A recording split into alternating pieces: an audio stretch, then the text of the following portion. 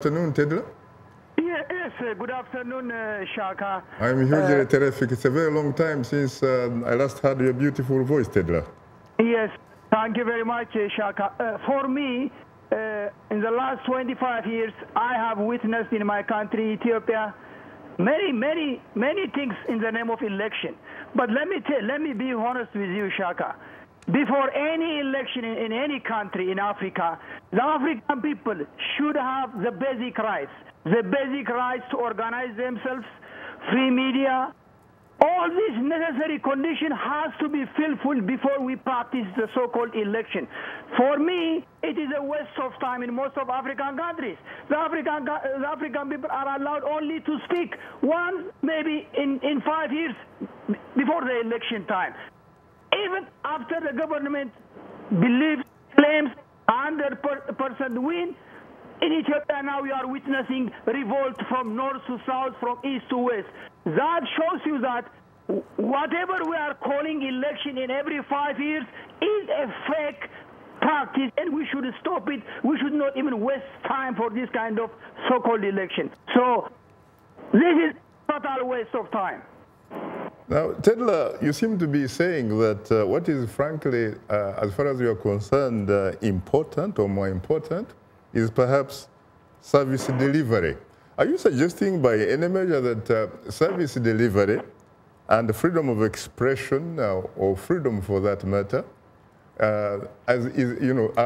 is mutually exclusive, or is it in fact mutually reinforcing? What I'm suggesting, Shaka, is that from the local level, Africans should be empowered. Africans should have full participation in their community. Once you block that system, and then you come at a national level, talk about election, it doesn't give sense. So for us, it's the people who are not allowed to say a word publicly. When there is no free media in any countries, in such countries, what are we talking about the so-called election every 5 years? It is totally unattainable. It is a waste of time. I suggest for Africans, rather than conducting fake election, we better fight for the right to assemble, for freedom of speech, for media independence, and then we talk about election after that, Shaka. Very interesting. Mohammed, you come from a wealth of experiences. You worked with the National Democratic Institute, and you were able for many years, therefore, able to preach the gospel, really, according to democracy in Africa. How far did you go, and what kind of response or reaction did you get as you interacted with people? Did they see a value or values in what is considered to be democracy? Yes, of course, countries, Africa is so diverse, and countries are at different stages of their democratic developments. And in the case of Somalia, what we're dealing with is very, very, very basic. And what we have deliberately chosen, and that the international community has helped us with, is to first form a state, which then from there, organizes elections, does civic education, and gets all the other governance issues in place. And when I worked for NDI, these were basically what we were doing: training of the parliamentarians, helping the parliament establish itself, helping with rules of procedures. And elections are something that would come later. But I believe that in the last 4 years, a great opportunity has been lost. The current government could have done better in preparing the country for elections. So given that you also seem to say that you do not really have, an environment, frankly, that would allow perhaps a process, frankly, of open competition for that matter, then why, in fact, are you trying to offer yourself to run for the presidency of Somalia?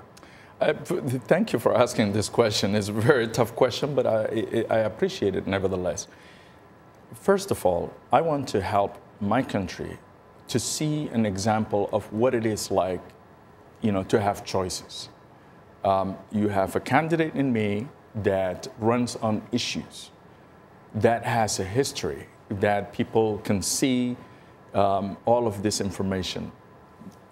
Somalia, like many other African countries, 70% of the population is under the age of 30.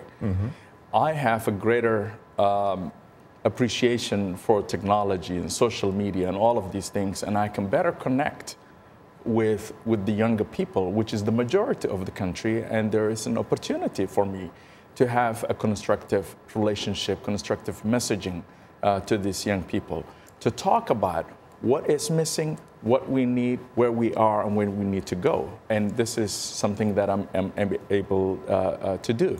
I'm also challenging the current president and his government because I want to show them that there can be another way of doing, and if we don't speak for ourselves, this will not happen. That is the message that I'm essentially giving to all Somalis. Of course, I also believe that I will win if I continue in the current course of sharing my messages and mobilizing people.